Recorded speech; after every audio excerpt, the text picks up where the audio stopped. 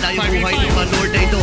RTC ang humahawak. Ando na rin si Sanford. Tikmonic charge na gamit. Pero si Black TC pumasok din sa pagpinit ng likuran. And si Carlito ang nakakuha ng Lord. Mapaalam si Dino.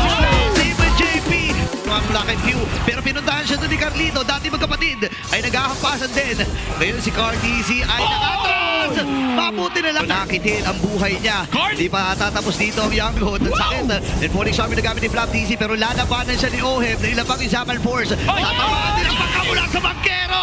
Para sa dalawa, equal lang naman ang palitan. Pero si Ogwen ay kailangan magtago. Maghahanap sila ng angulo. Mahanap kaya ni Ogwen ang kanyang target. Pero nandiyan na si Kyle TC. Papanain